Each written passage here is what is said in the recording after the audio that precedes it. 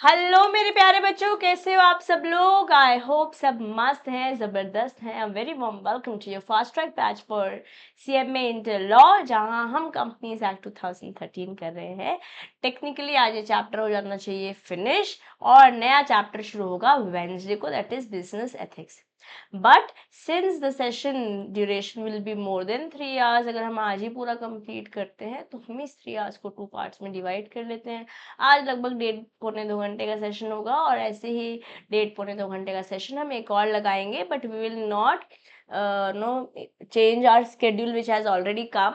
मतलब वेडनेसडे को business ethics ही होगा, मंडे वेडनेसडे फ्राइडे हम क्लासेस कर रहे हैं, अभी सैटरडे ऑनवर्ड्स रेगुलर है।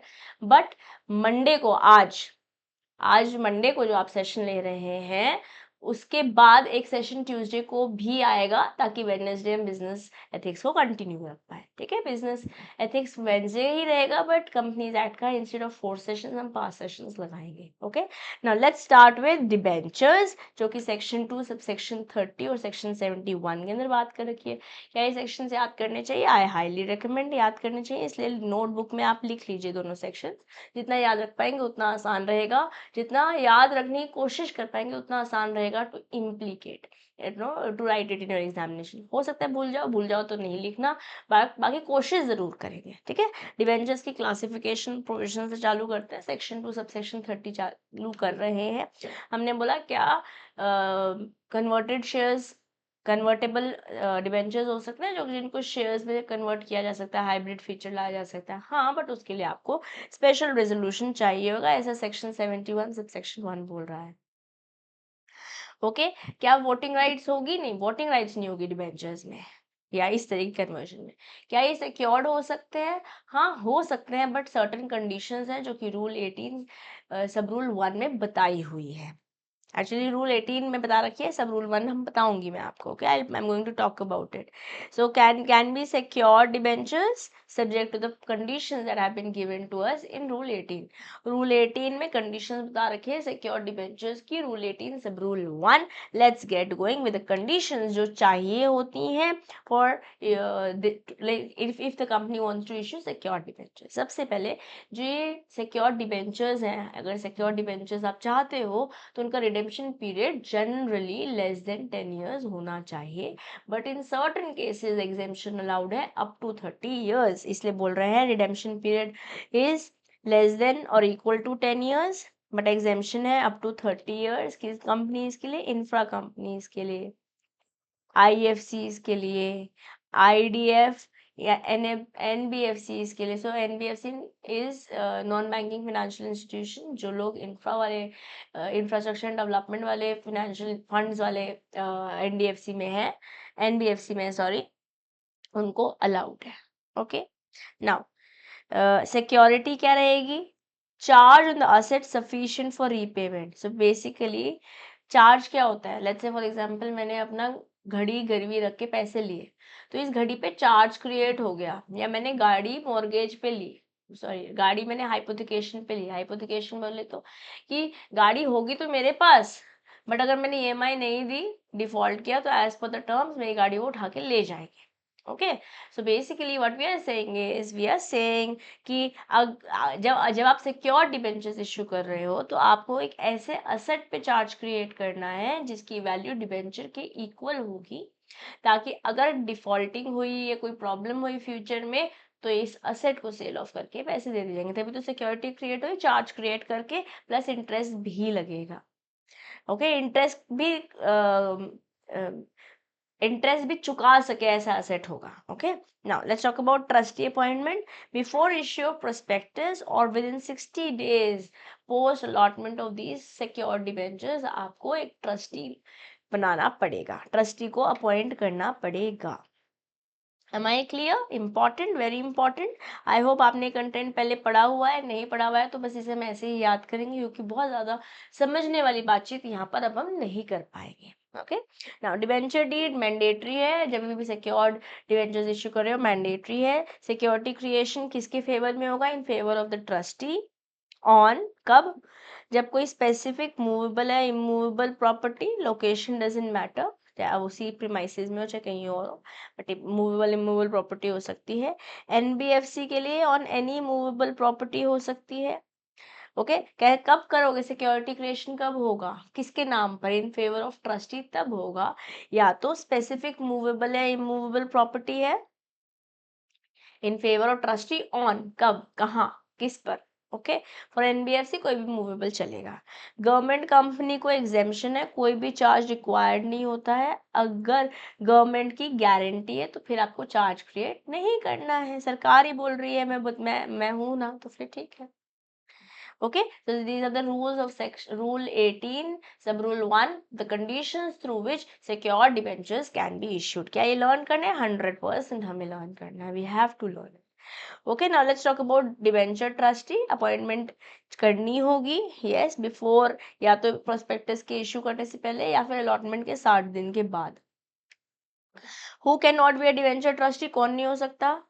डिसक्वालिफाइड हो अगर आपके पास shares beneficially you are holding.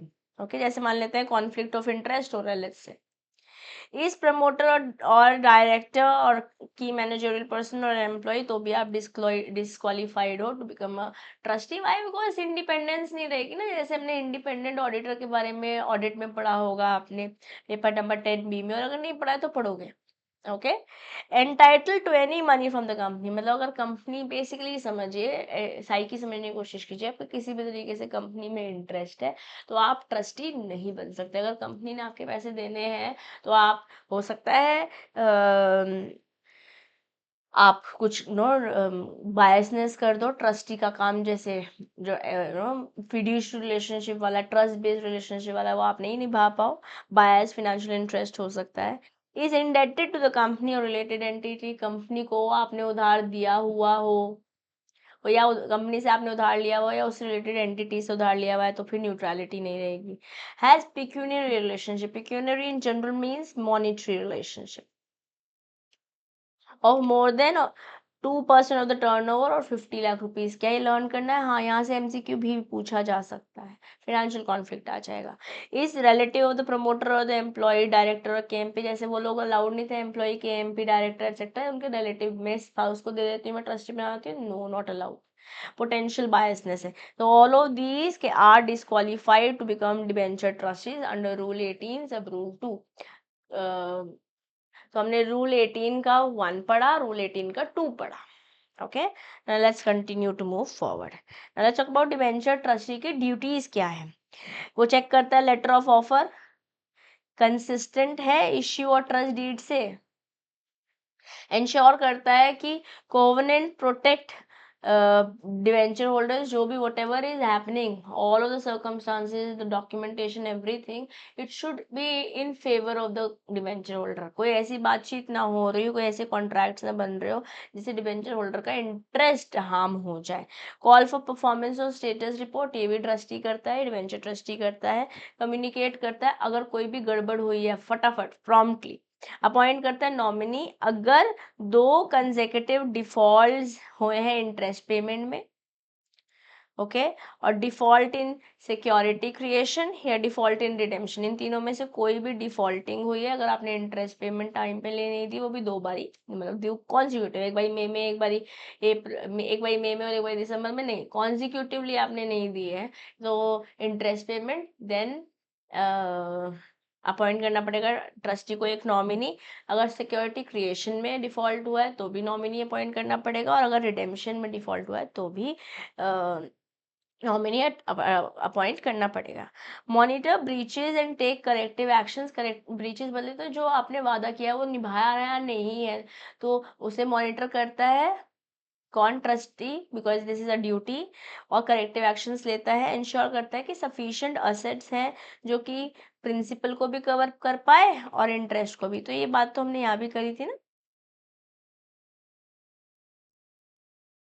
Here ये बोला था ना चार्ज क्रिएट करना है, ठीक है, उसकी डिटेलिंग देखिए जस्ट अभी अभी। Okay, now call for fund utilisation report बुला सकता है, ये भी ड्यूटी है।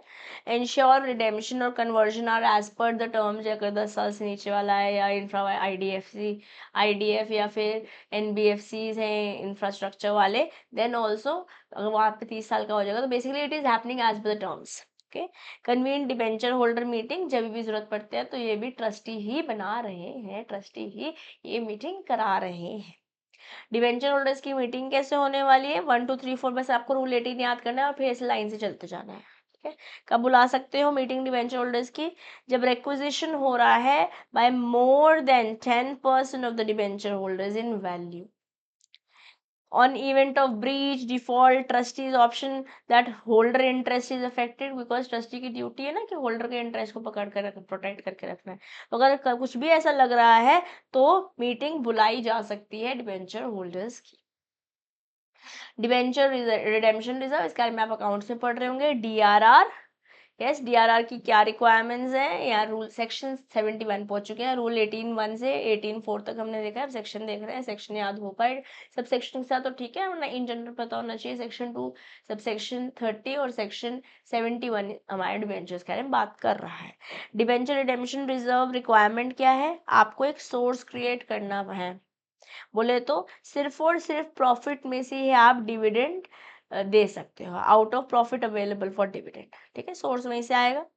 ये रिजर्व कैसे यूज करोगे, सिर्फ रिडेम्पशन के लिए ही, सिर्फ और सिर्फ रिडेम्पशन के लिए ही, only, it is only for redemption of the debentures, ये मुनाफे में से दे रहे हो, रिडीम कर रहे हो debentures.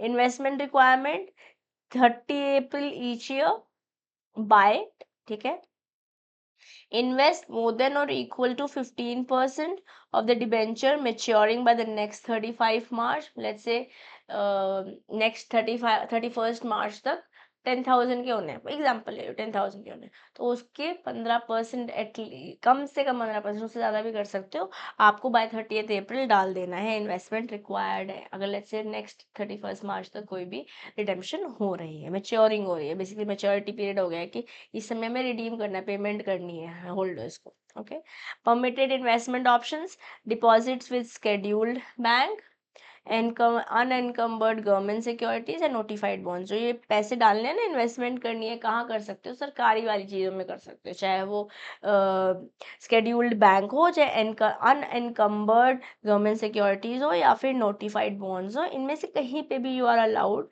To do the investment, but ये 30 अप्रैल तक हो जाना चाहिए for anything that is getting redeemed by the next 31st March. I hope it is clear, very important indeed it is.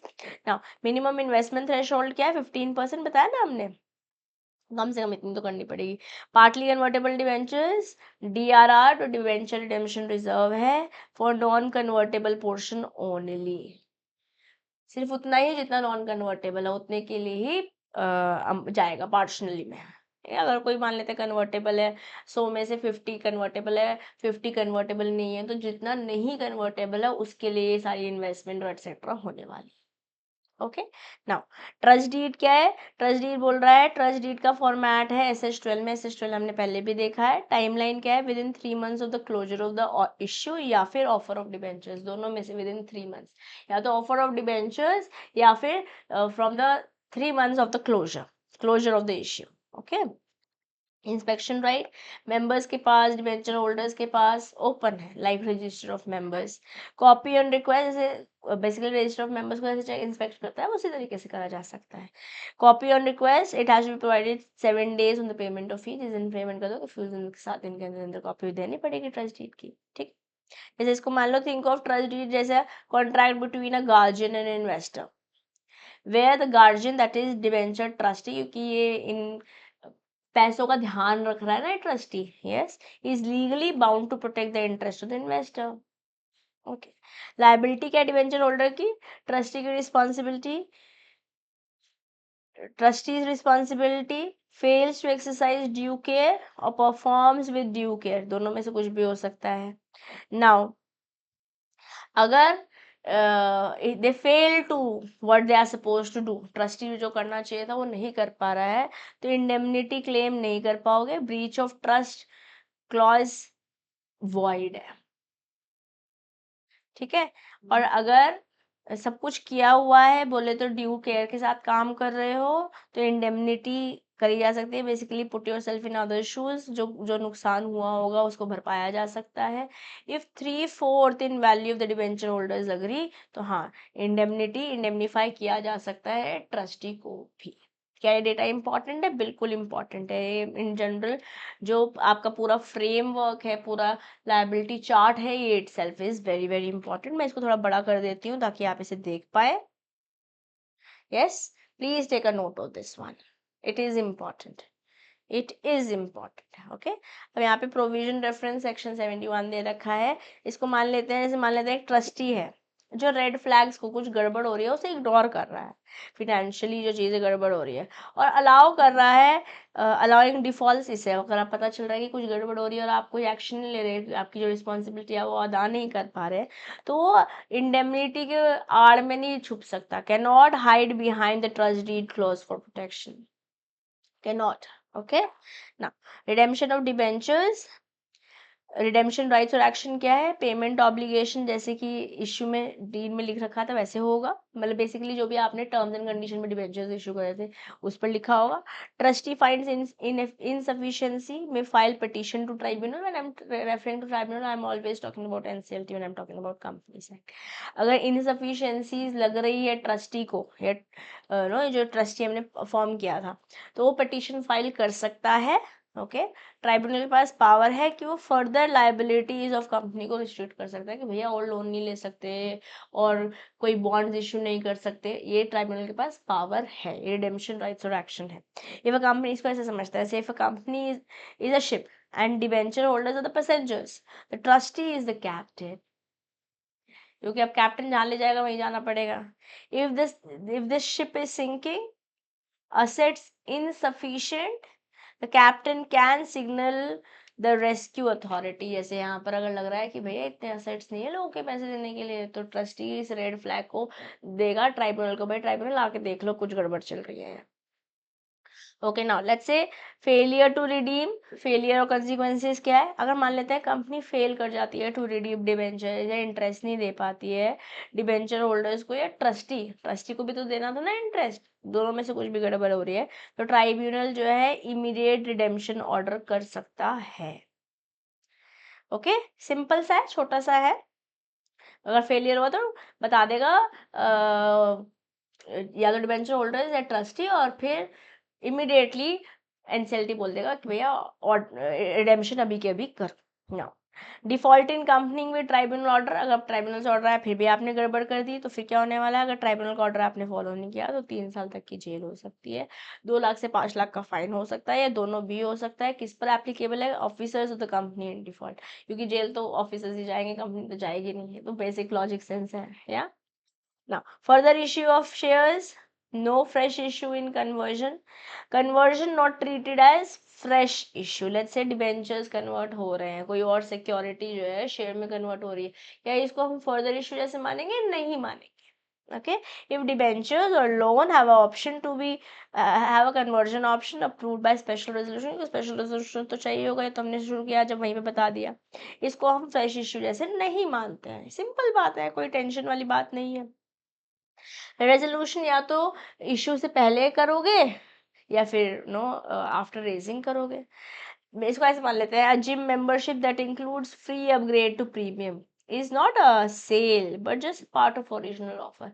आपने नॉर्मल जिम ज्वाइन किया था cult, अब आपने पीटी भी ले लिया, तो पहले शायद 30,000 रुपये दिए थे साल के या 20,000 रुपये दिए थे साल के, अब 30,000 रुपये के लिए 30,000 रुपये का पीटी भी लिया है, तो क्या ये नई सेल हुई है? एक्चुअली वो तो नई सेल हो जाएगी। हाँ, यहाँ पे अपग्रेड मिला है आपको, फ्री अपग्रेड मिला है प्रीमियम के लिए, यहाँ कोई नई सेल नहीं हुई। जो ये 30,000 वाली मैंने एग्जांपल दिया वो सूट नहीं कर रहा, वो फिट नहीं कर रहा है यहाँ पर। Okay, now let's go to government mandated conversion of debentures.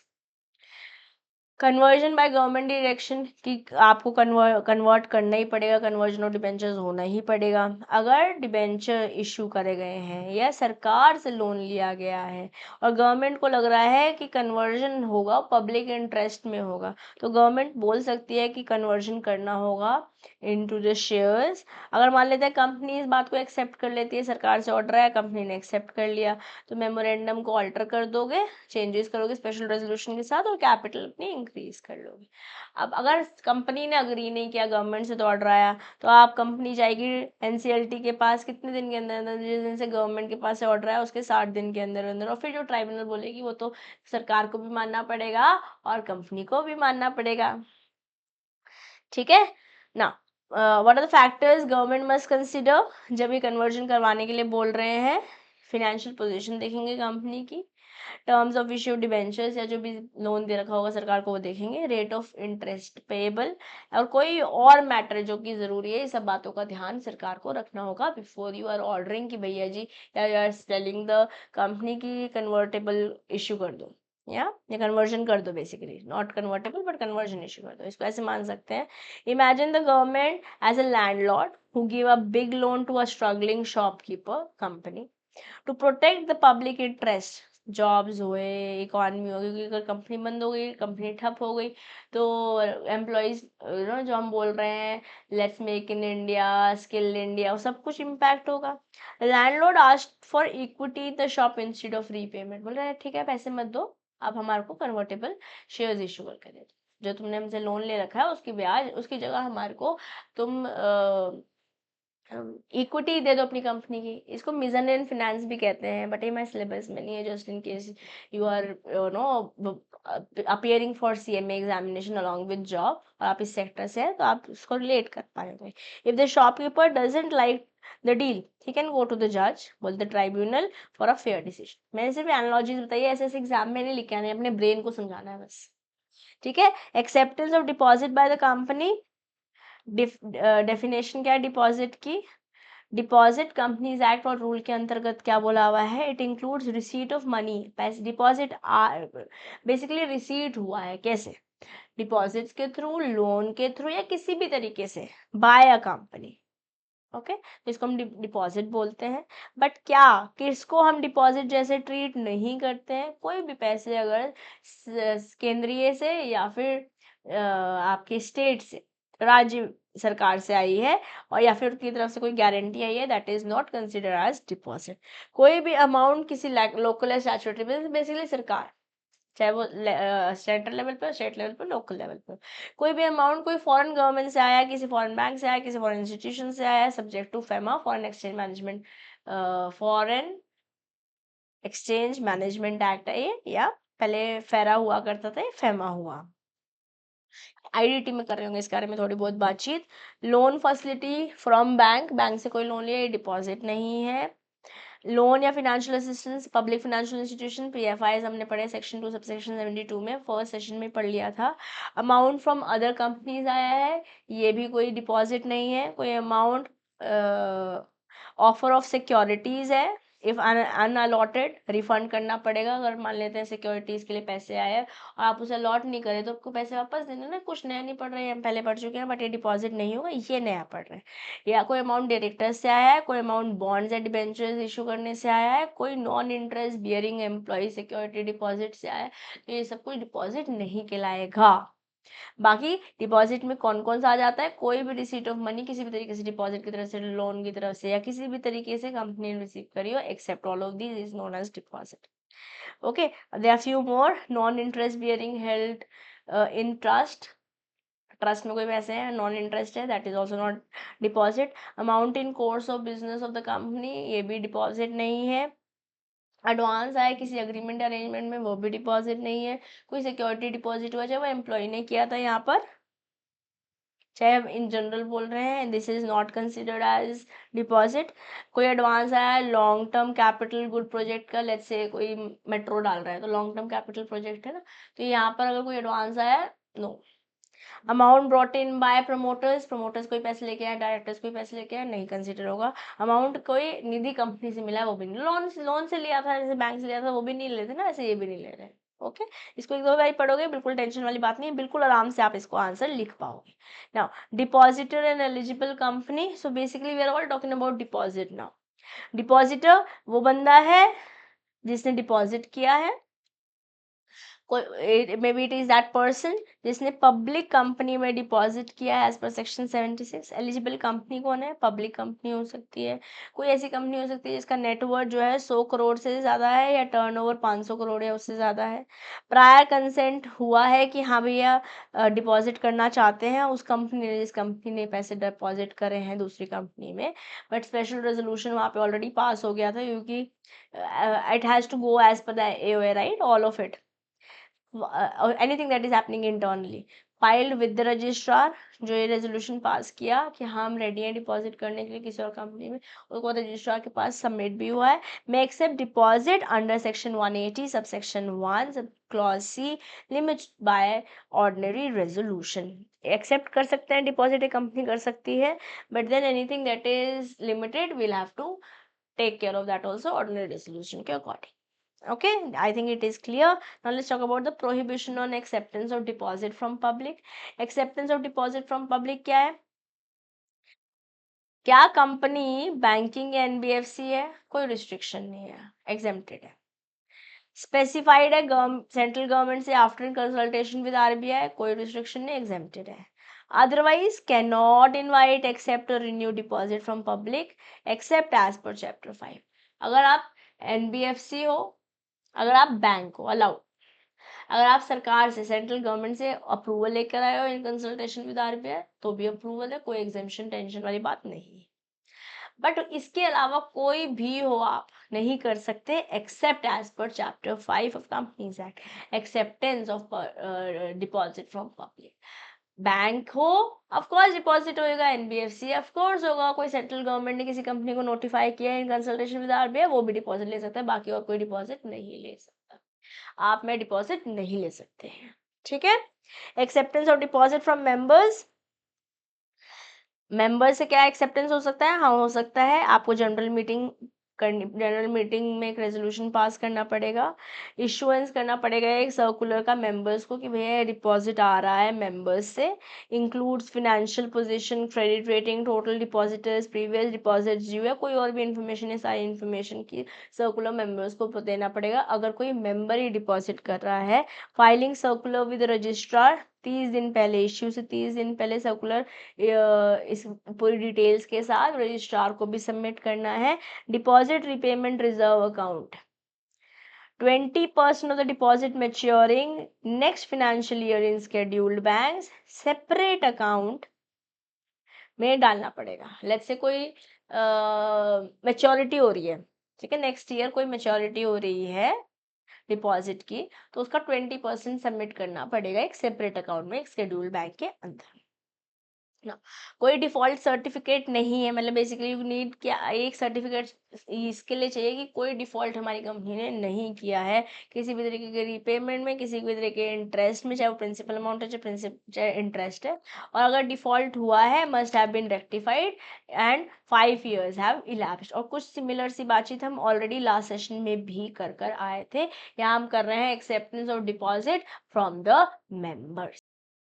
ठीक है। So guys now let's move forward, let's talk about the acceptance of deposit from public by certain companies. कोई और कंपनीज कौन सी हैं आइए देखें, बात करते हैं, डिटेलिंग जानते हैं।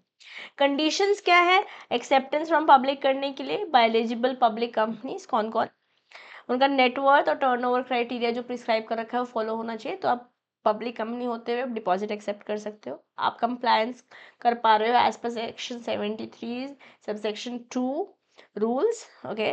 ऑब्टेन कर रहे हो rating from recognise rating agency, बोले तो जैसे इकरा हो गया या क्रिसिल हो गया, रिकग्नाइज रेटिंग एजेंसी से आपने अपनी रेटिंग ऑब्टेन कर रखी है ना।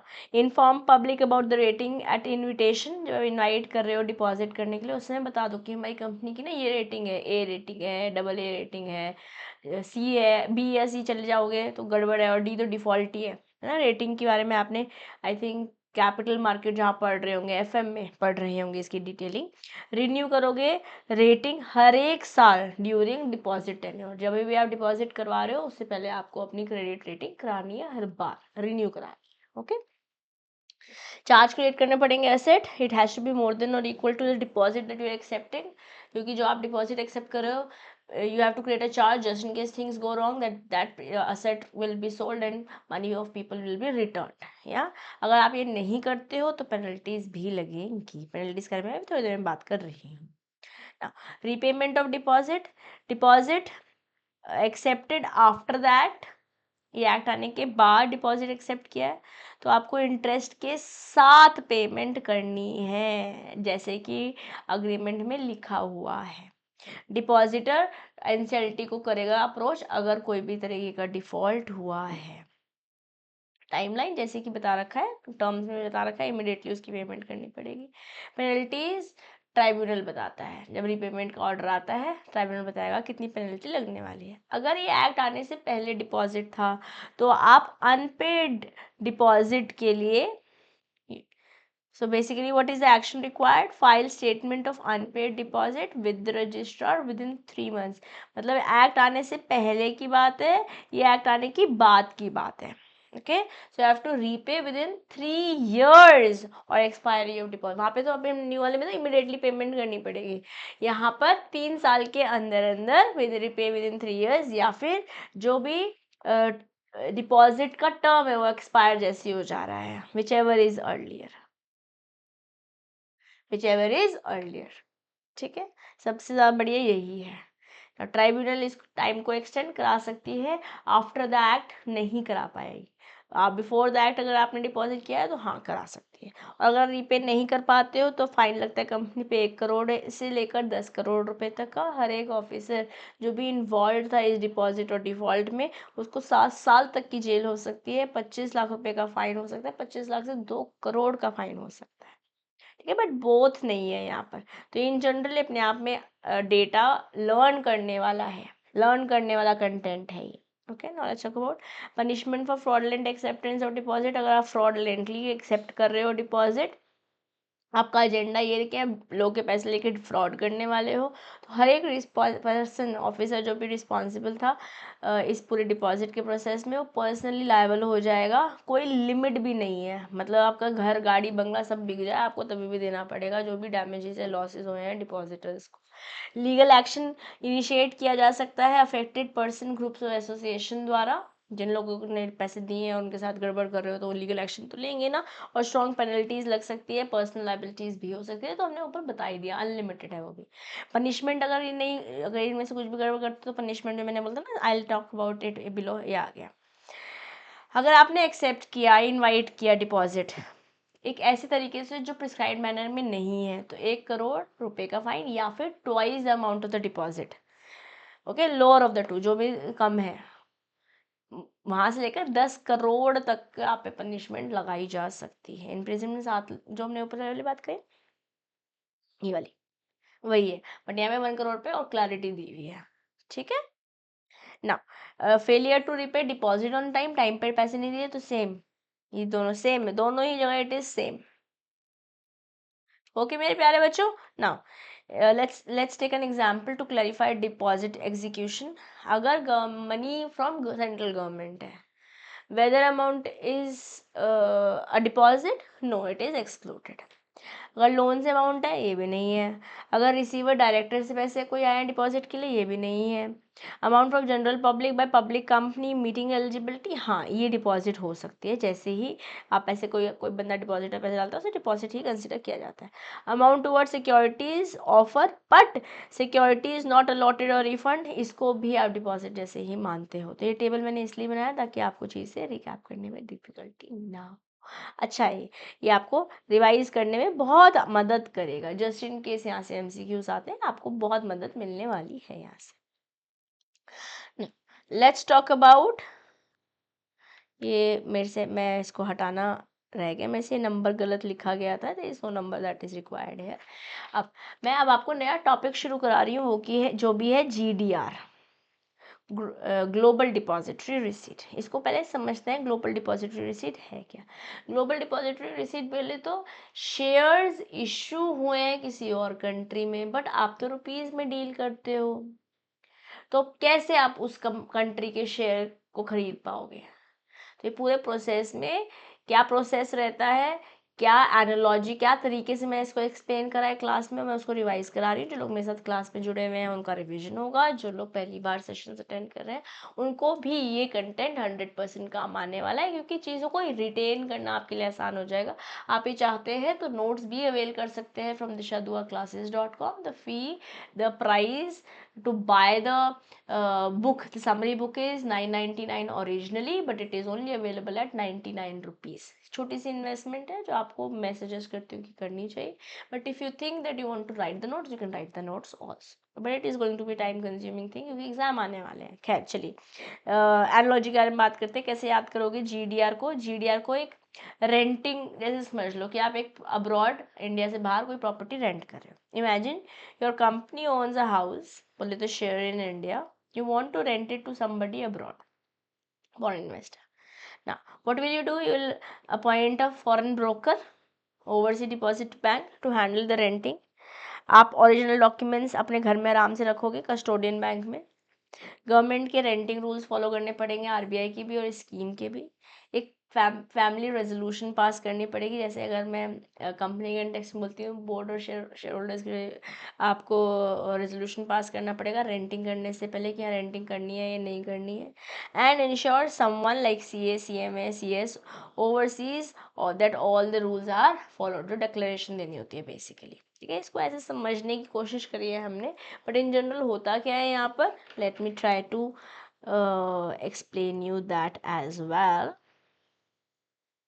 ब्लैंक पिक्चर डालते हैं। So what is happening? Let's say you are a company, okay, you are a company, okay, in India। India में आप एक कंपनी हो। आप शेयर्स कैसे इश्यू करते हो? You issue shares in rupees, rupees में इश्यू करोगे। Let's say there is somebody who is sitting, let's in France, France में बैठा है, दुबई में बैठा है, कहीं बैठा है, ओके, इन सम अदर कंट्री, जो इंडिया नहीं है वहाँ पे बैठा है, ठीक है। अब ये यहाँ बैठा है, अभी कह रहे हैं मेरे को आपकी कंपनी के शेयर खरीदने हैं, तो how are you going to do it? Yes, so आपने अपनी कंपनी के शेयर इशू करे रुपी में, आपने शेयर्स डिपॉजिट कर दिए डिपॉजिटरी के पास, डिपॉजिटरी पार्टिसिपेंट के पास। वो शेयर्स रुपी को रुपी की जगह इस शेयर के अगेंस्ट रिसीट और दे देगा।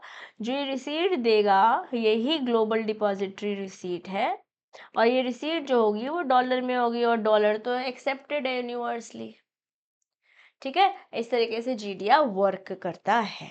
Now, this analogy helps you remember the GDR, that is Indian shares offered as receipts to foreign investors with legal, financial and compliance mechanism in place। So basically आपकी country ने, आपकी company जो कि India में थी, उसने shares issue करे rupees में, बट जो बंदा कहीं और बैठा है जो इन्वेस्ट करना चाहता है आपकी कंपनी में, उसके पास ये इस शेयर के अगेंस्ट एक रिसीट चली जाएगी जो कि ग्लोबल डिपॉजिटरी होगी, और जिसकी डिनोमिनेशन रुपये की जगह उस करेंसी में होगी जो ग्लोबली एक्सेप्टेड है, सिंपल। और ऐसे ही अमेरिकन डिपॉजिटरी रिसीट्स होते हैं, ऐसे ही आईडीआर्स होते हैं। इसके बारे में हम क्लास 11 में पढ़कर आए हैं, अगर आपको बिजनेस स्टडीज याद है। नहीं याद है, मैंने अभी बता दिया है। Okay, now let's talk about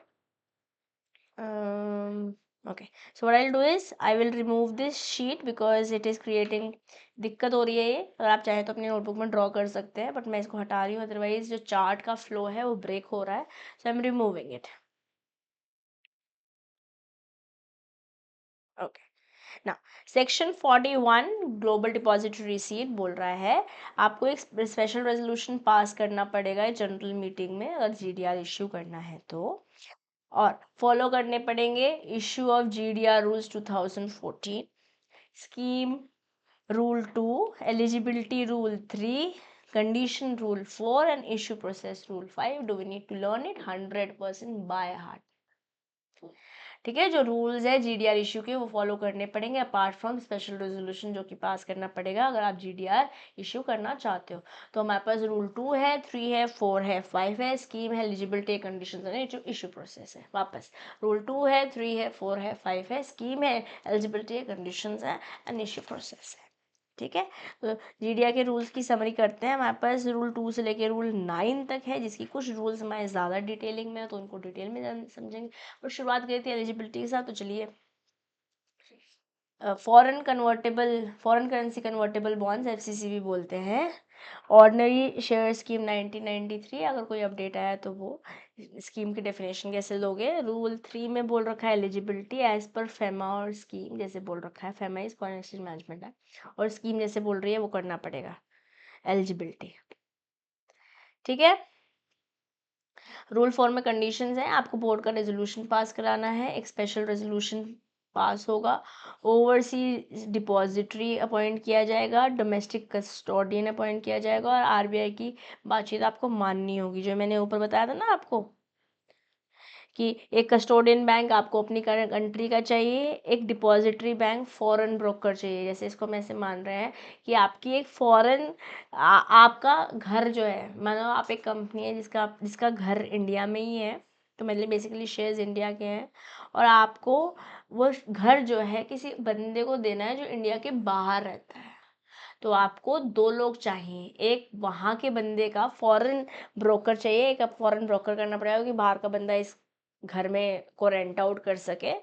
okay, और अपने सारे जो ओरिजिनल डॉक्यूमेंट्स हैं वो सेफ रखने पड़ेंगे कस्टोडियन बैंक के पास, इसलिए ये रूल 4 की बातचीत जो कर रहे हैं वो हमने यहाँ पर ऐसे करी है। ठीक है। रूल 5 में हमने बात की इश्यू ऑफ डिपॉजिटरी रिसीट, जो डीआर डिपॉजिटरी रिसीट इशू करने वाले हैं, जो पब्लिक ऑफरिंग है या प्राइवेट प्लेसमेंट के थ्रू कर रहे हो, किसी भी तरीके से ओवरसीज मेथड के थ्रू आप इशू कर रहे हो, न्यू शेयर्स हो सकते हैं, स्पॉन्सर्ड इशू भी हो सकता है, उसके लिए डिपॉजिटरी रिसीट इशू कर जाएगी। जो शेयर इंडियन रुपी में है उसको उस रुपी को डॉलर में कन्वर्ट कर रहे हैं थ्रू दिस रिसीट। या वोटिंग राइट सिर्फ और सिर्फ कन्वर्जन के बाद ही आती है, ओनली आफ्टर कन्वर्जन, बहुत इंपॉर्टेंट बात है, मैं हाईलाइट कर रही हूँ। Before that overseas depositories votes via agreement के थ्रू, वरना तो नहीं कर रहे हैं। जब कन्वर्जन हो जाएगा उसके बाद वोटिंग करी जा सकती है, जो जिनके पास जीटीआर है। प्रोसीड्स ऑफ द इशू, मतलब इशू किया आपने जीडीआर और पैसे जो आए प्रोसीड्स आए, उसका क्या करने वाले हैं, ये इंडियन या फिर फॉरेन बैंक में जा सकता है, but RBI regulated operations India में होने चाहिए। ओके। ट्रांजिशनल प्रोविजन रूल 8 में बात कर रखी है।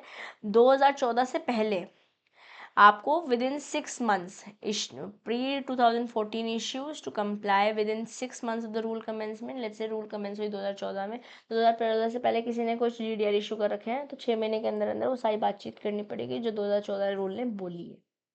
ओके। रूल 9 में इसके एग्जाम्पशन बता रखे हैं, not bound by public issue rules prospectus और offer documents provision of the companies act. उनको एग्जेम्प्टेड है, जो लोग ये फॉलो नहीं कर, जिन लोग को किनको बेसिकली जीडीआर की एग्जाम्पशन है, जो पब्लिक इशू रूल्स पे नहीं कर रहे हैं, जो कि प्रोस्पेक्टस या ऑफर डॉक्यूमेंट के थ्रू जीडीआर नहीं कर रहे हैं, उन लोग को एग्जाम्पशन है। ठीक है। इश्यू कब कर सकते हो जीडीआर, आपको बोर्ड का रेजोल्यूशन चाहिए, स्पेशल रेजोल्यूशन चाहिए under section 62 deemed valid hereto. Overseas depository appoint चाहिए, जैसे हमने फॉरेन ब्रोकर किया था, जो एनालॉजी मैंने चालू कराई थी आपको। एक डोमेस्टिक कस्टोडियन चाहिए फॉर अंडरलाइंग शेयर, जहाँ आप अपने डॉक्यूमेंट्स रख रहे हो, जैसे हमने घर रेंट आउट करने की बात करी थी, हमें अगर वो घर रेंट आउट करने वाली, और जो मैंने चार्ट बना के हाथ से लिखाया वो समझ में आया, it is sorted, you are sorted, ये कंडीशंस है। ओके। आपको FEMA foreign exchange management act और स्कीम जो बोल रही है रूल 3 के अंदर, वो रूल 2 के अंदर, रूल 3 में तो एलिजिबिलिटी है, उसको कंप्लाई करना है। अपॉइंटमेंट करोगे कंप्लायंस ऑफिसर का, एक मर्चेंट बैंकर होगा, एक सीएसीएम सीएस हो सकता है प्रैक्टिस में, और एक कंप्लायंस रिपोर्ट चाहिए जो कि बोर्ड के पास प्रेजेंट करी जाएगी या कमिटी के पास अपॉइंट करी जाएगी with one independent director if applicable. Do we have to learn this? Yes, this is something that you will have to learn, आपके पास ऑप्शन है ही नहीं, याद करना होगा बेटा। ठीक है ना। रूल 4 को याद करने के लिए मैं एक mnemonic ले आई हूँ आपके लिए, civil, CIVIL, condition to issue GDR, each letter of CIVIL will help you remember. सबसे पहले एक कस्टोडियन बैंक चाहिए अपन को, सबसे पहले, बाद में कोई फर्क नहीं पड़ता, बट ये चाहिए। Need a custodian bank, domestic bank जो कि आपके इंडियन शेयर होल्ड करेगा। एक इंडिपेंडेंट डायरेक्टर चाहिए if applicable, yes. Board committee must have one if required by the law. C हो गया, I हो गया, V से आपको voting basically special resolution pass करना है under section 62 in a general meeting. I international depository चाहिए जो कि इशू करेगा दिस जीडीआर्स अब्रॉड, और एक लीगल एक्सपर्ट चाहिए CACMACS जो प्रैक्टिस में है। तो civil will help you remember rule 4। Was it difficult? No, it was not. No it was not. Yes, civil को कैसे, अपने दिमाग को कैसे समझाओ, टीम मैनेजमेंट हो रही है जीडीआर की, ठीक है, team managing, who is manage the team that is taking care of GDR, this is how I will put it better. जो कस्टोडियन है वो सेफ गार्ड करेगा, इंडिपेंडेंट डायरेक्टर ऑब्जर्व करेगा, वोटर्स जो शेयर होल्डर्स हैं जो स्पेशल रेजोल्यूशन के अंदर ओके कर रहे हैं सेक्शन 62 में, इंटरनेशनल एजेंट जो है वो होल्ड करेगा थिंग्स अब्रॉड जीडीआर बेसिकली, और लीगल एक्सपर्ट देखेंगे कि सब कुछ सही है, सीएसए में सीएस यहाँ पे आ गया हम, तभी तो हम इतना साल लॉ पढ़ रहे हैं, और हम लॉ पढ़ेंगे ही क्यों। या अब लास्ट मिनट रिवीजन करने के लिए सेक्शन 41 गवर्न करता है जीडीआर के rules as per companies act 2013, special resolution चाहिए जनरल मीटिंग के अंदर, स्कीम रूल 2 में बता रखी है, foreign currency convertible bond scheme है यहाँ पर, ठीक है, या उसमें कोई जो भी प्रिस्क्राइब चेंजेस होंगे वो भी लेने पड़ेंगे। रूल 4 में कंडीशन बता रखी है जो मैंने भी आपको सिविल से याद कराई है, ओवरसीज डिपॉजिटर इश्यू करता है GDR, was it difficult, no. Deemed domestic custodian bank hold करता है आपके इंडियन शेयर्स, वोटिंग राइट्स आपको पोस्ट कन्वर्जन ऑफ जीडीआर ही मिलेगा, उससे पहले नहीं मिलेगा। प्रोसीड्स कैसे यूज़ करने हैं, इंडियन बैंक भी हो सकता है, फॉरेन बैंक भी हो सकता है, but then it has to be RBI approved अगर फॉरेन बैंक है तो। एग्जामिशंस रूल 9 में बात कर रखी है, मैंने रूल 2 से लेकर रूल 9 तक आपको बहुत बार बात कर लिया। रूल 4, रूल 2 स्कीम है ना, और कंडीशन, ये दोनों बहुत इंपॉर्टेंट है, सिविल मैंने याद कराया है, no need for public issue और प्रोस्पेक्टस कंप्लायंस। एग्जाम के लिए कुछ टिप्स है मेरे पास, एमसीक्यूज आ सकते हैं कि कौन वोट कर सकता है जीडीआर के बिहाफ पे before conversion, overseas depositors agreement के थ्रू कर सकते हैं। शॉर्ट नोट आ सकता है, 3 कंडीशन बताओ जीडीआर की, बताना हो गया आपको, ठीक है। सिविल मैंने आपको समझाया, यहाँ पे सिविल याद करने की तरीका भी बताया मैंने आपको। केस बेस्ड क्वेश्चन भी आ सकते हैं, मान लेते हैं कंपनी ने इशू किया जीडीआर 2012 में, what they should do post 2014, तो 6 महीने का टाइम मिलेगा, पूरी बात बता रखी है हमने रूल 8 में, या कंप्लाई करना पड़ेगा। रूल 6 को vote only after conversion, simple conversion, simple trigger phase है, to remember rule 6 voting rights, या no vote till you convert, simple, ये आपको हेल्प करेगा याद करने में कि जीडीआर होल्डर्स वोट नहीं कर सकते डायरेक्टली जब तक कन्वर्ट नहीं होगा, और अगर ऐसा कोई सिचुएशन है जब तक कन्वर्ट नहीं हो रही तब तक अग्रीमेंट के थ्रू आप करोगे। Until then overseas depositors vote on their behalf, जैसे कि भी अग्रीमेंट में बता रखा है, सिंपल। या I hope GDR is good, GDR बस इतना ही है। आप अब आपको प्रे करना चाहिए भगवान जीडीआर पे क्वेश्चन आ जाए, इतने अच्छे से हमने पूरा कंसेप्ट रिवाइज कर लिया है।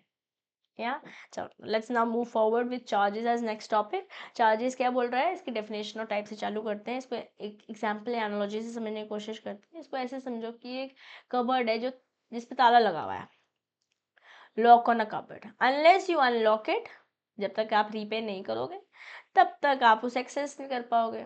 जैसे मैंने अपनी गाड़ी पे चार्ज क्रिएट कर लिया, नहीं कर पाओगे, गाड़ी का तो है हाइपोथिकेशन है, कुछ मॉर्गेज हो रखा है तो वहाँ पर भी कंपनी के पोजीशन में नहीं होता है, बैंक के पोजीशन में नहीं होता है, लेट्स से गोल्ड रखा है मैंने फिर लोन लिया, तो चार्ज क्रिएटेड है और पोजीशन भी नहीं है। इसी तरीके से चार्ज जब कोई किसी भी सिक्योरिटी पे, किसी भी असेट पे क्रिएट होता है, वो जब तक आप उसे अनलॉक नहीं करोगे, बोले तो जब तक लोग के पैसे देने दोगे तब तक आप उसे यूज कर नहीं पाओगे, कहीं और उसे बेच बाच के काम करना चाहो नहीं कर पाओगे। ओके, डेफिनेशन सेक्शन 2 सबसेक्शन 16 में बता रखी है, क्या बोल रखा है, कोई भी इंटरेस्ट या लियन ऑन प्रॉपर्टी और asset as security includes mortgages, mortgages hypothecation pledge, मैंने इतनी बार बोल दिया, I hope it is clear.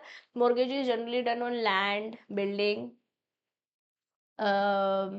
Basically TOPA transfer property act के बारे में आ जाता है यहाँ पर, हमारी डिटेल में इतने हैं नहीं, जो लोग सीएस साथ में कर रहे होंगे वहाँ पे उनके पास है ये बातचीत।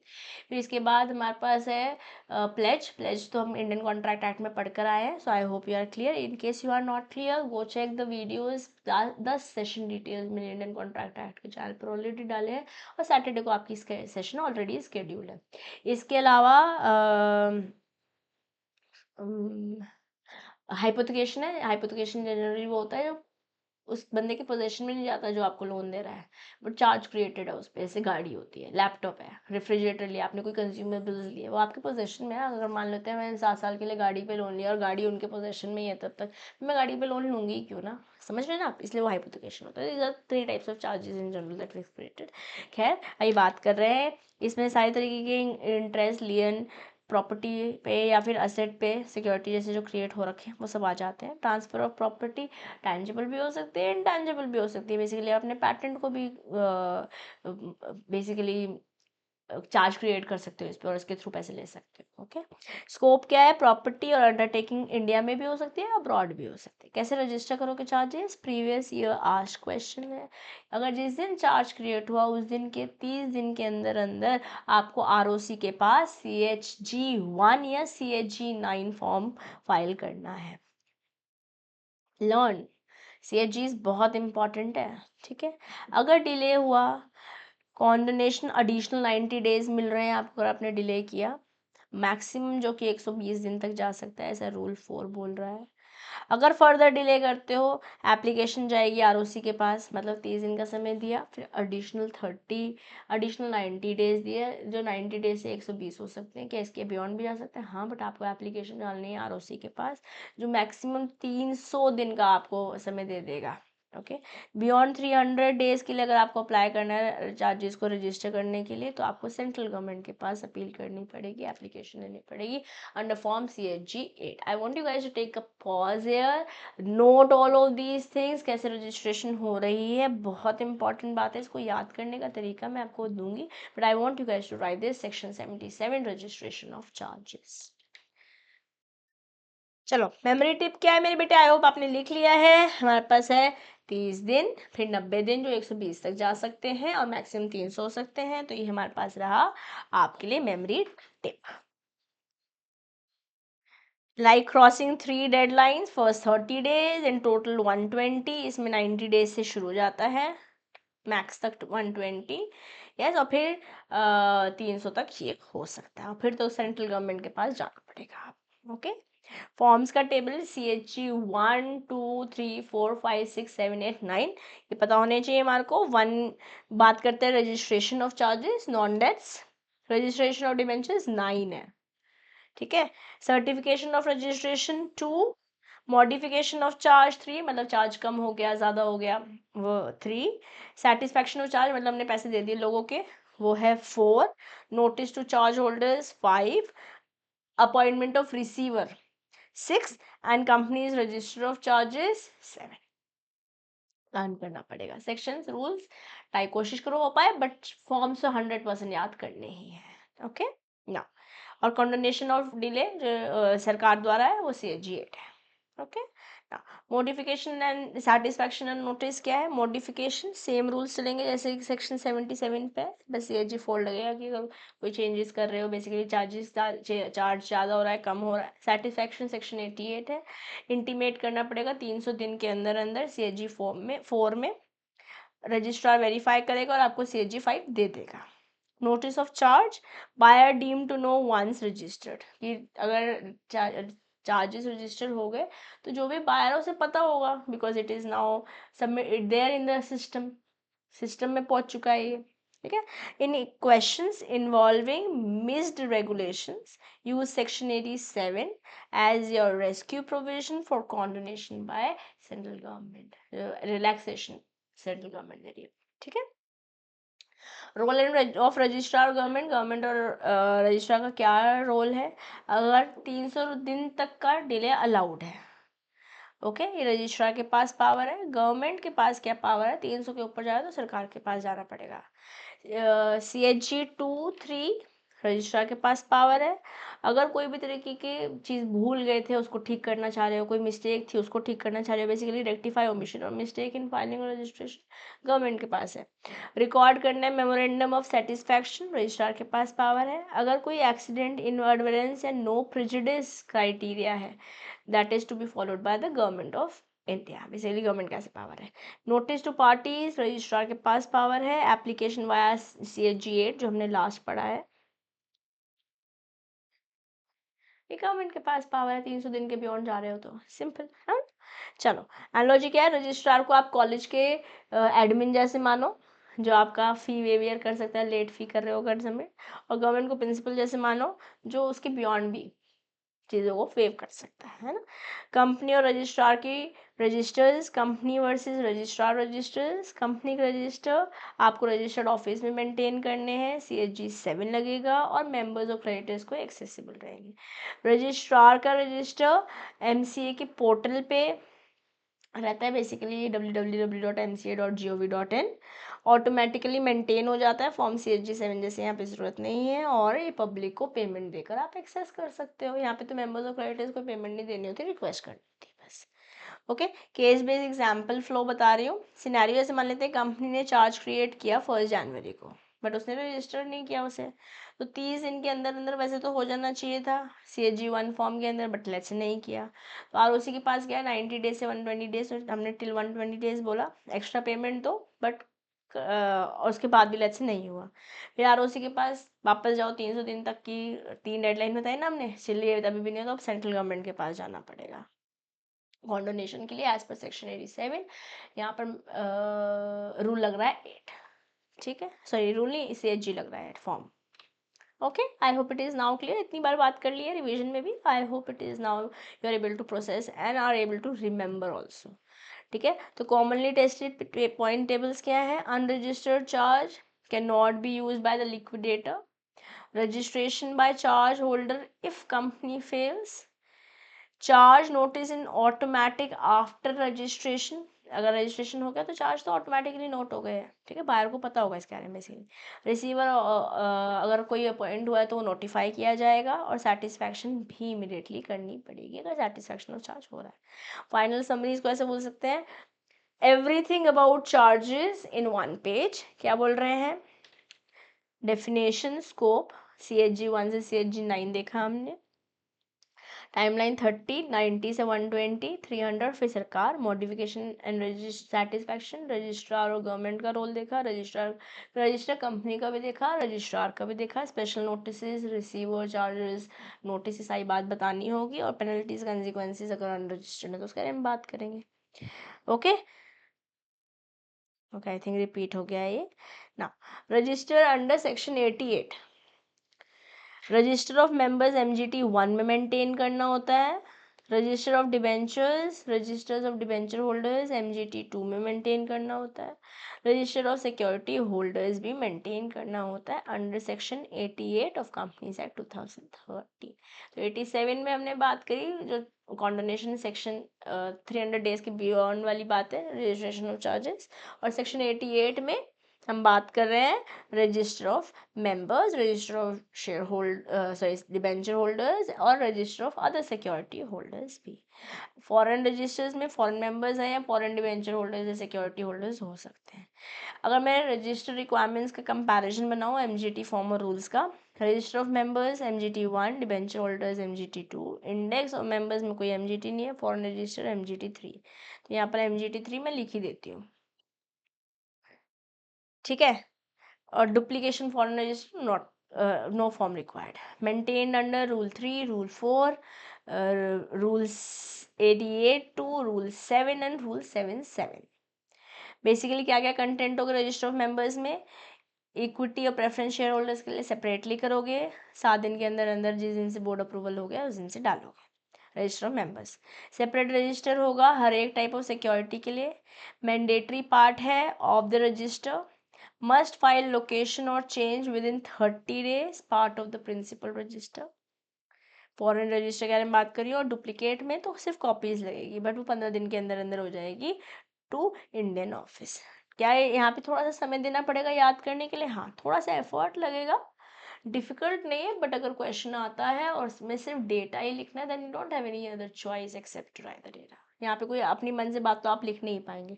याद कैसे कर सकते हैं? For remembering the types of registers, my dear dad, my dear son failed, members, debenture holders, security holders and foreign register MGT 1, 2, 3। या और यहाँ पे कोई हमारे पास है नहीं, यहाँ पे 1 है, यहाँ 2 है, यहाँ 3 है, यहाँ पे हमारे पास कुछ MGT बताया हुआ नहीं है।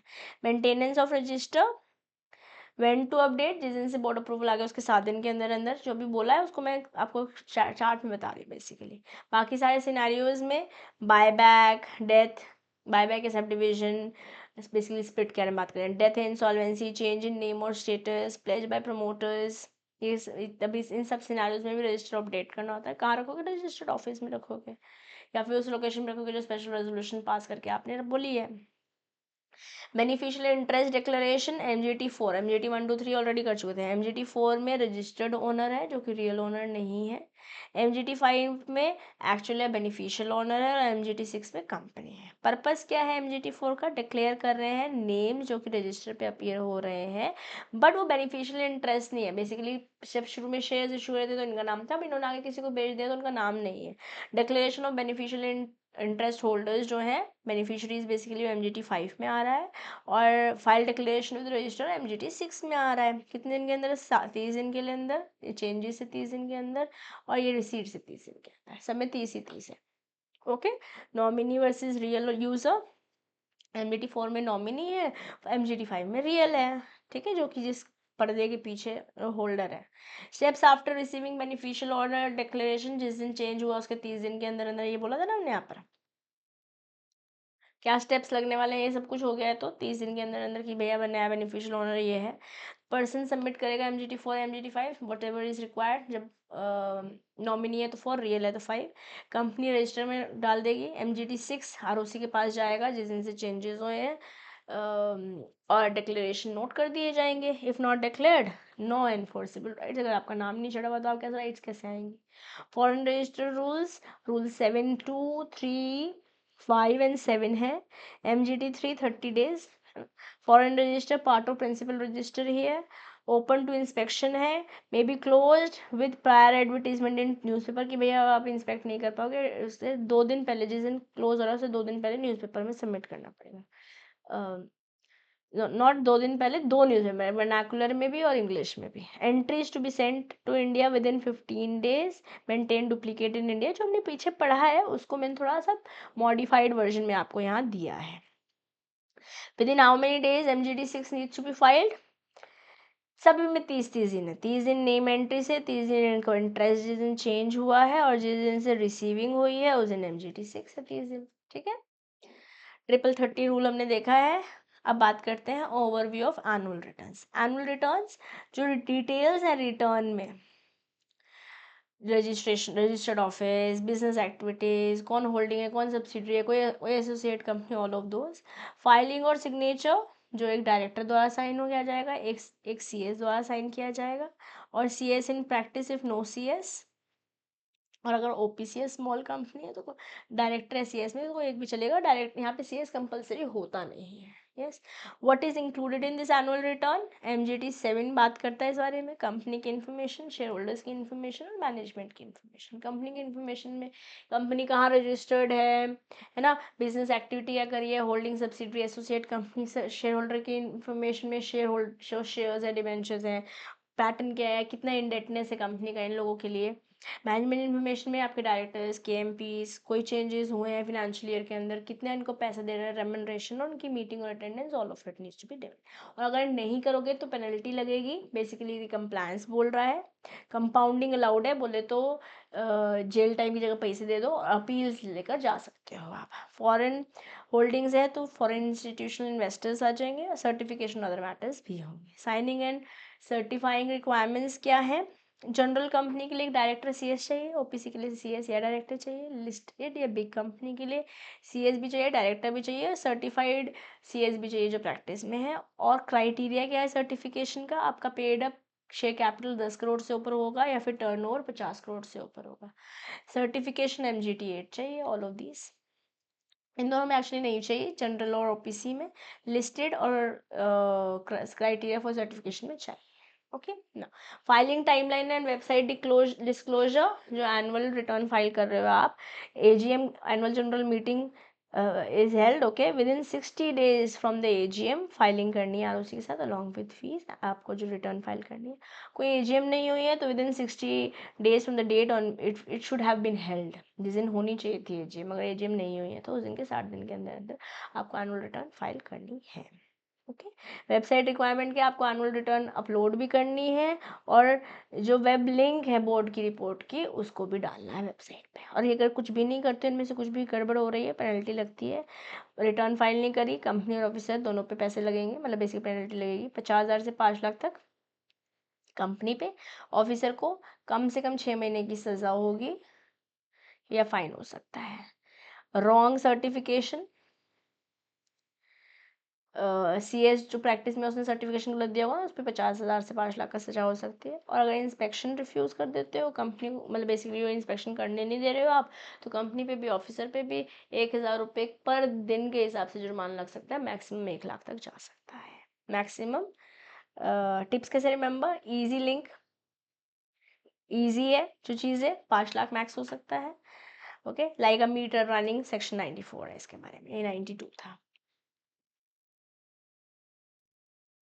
ठीक है ना। Where are returns kept and for how long, storage place होता है रजिस्टर्ड ऑफिस या फिर where more than 10% of the members reside via special resolution. Preservation कम से कम 8 साल जब से फाइलिंग हुई है। इंस्पेक्शन आपको मेंबर हो, आपको फ़ी देनी है, बाकी सब के लिए लेस मोर देन और equal to 50 rupees, less than और equal to 50 rupees per inspection, 2 hours day per day minimum. Okay, copy on request, rule 16, maximum 10 rupees per page, 7 दिन के अंदर अंदर देना। ये पैसे आप चार्ज कर सकते हो, उनको सप्लाई करोगे तो पर इस मान लेते 10 पेज है तो 100 रुपये ले लोगे। ओके, और 7 दिन के अंदर अंदर देना पड़ेगी। एविडेंस, प्राइमा फेस या on the face of it evidence in court submit करना होता है। क्या ये लर्न करना है? जी हाँ, लर्न करना पड़ेगा, ऑप्शन ही नहीं है। एनालॉजी इसको स्कूल रिपोर्ट कार्ड जैसे मान लो, हर साल फाइल होगी, साइन रहेगी, सर्टिफाइड रहेगी, अथॉरिटीज द्वारा रिव्यू करी जाएगी, पेरेंट्स एंड मेंबर्स उसको इंस्पेक्ट करेंगे और पेनल्टीज लगेगी अगर आपने इसको मिसयूज किया है। Okay, now let's talk about meeting of company notice. Okay, this is the last topic that we are going to do today. इसके बाद की बातचीत हम नेक्स्ट सेशन में करेंगे। Is it general meeting, notice period of general meeting, general meeting है, अगर नहीं है तो कवर नहीं हो रहा है तो कम से कम 21 दिन क्लियर डेज, मतलब सैटरडे संडे छुट्टी हटाकर इन राइटिंग और इलेक्ट्रॉनिक मोड से आप नोटिस दोगे लोगों को। शॉर्टर नोटिस पॉसिबल है अगर सब लोग if consent is given, yes consent लोगों ने दे दिया, ओके है वो लोग, तो 21 दिन से कम भी चलेगा। एजीएम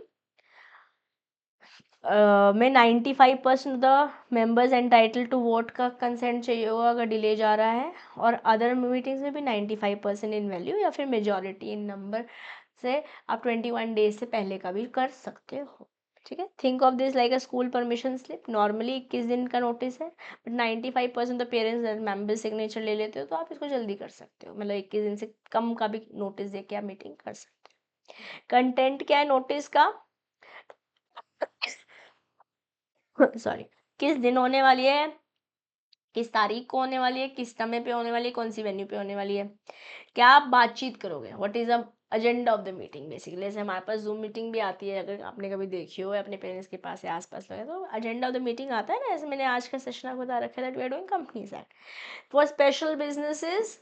आपको एक्सप्लेनेटरी भी स्टेटमेंट लगानी पड़ती है कि फिनेंशियल अदर इंटरेस्ट क्या है डायरेक्टर्स का, कि मैनेजरल पर्सन का, या कोई और रिलेटिव जो इन लोगों से रिलेटेड है, कोई और भी फैक्ट जिसको समझना ज़रूरी है या एजेंडा पे जिसका इम्पैक्ट है, वो उसके बारे में भी डिस्क्लोजर देना है इस नोटिस के अंदर।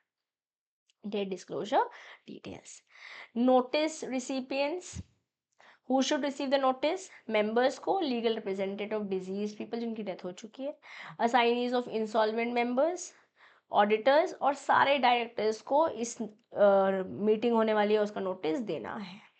ओके, मैडलैट, members, auditors, directors, legal heirs, assignees and deceased members, representatives. yes, मैडलैट से याद कर सकते हो, वैसे इन जनरल भी याद हो ही गया होगा।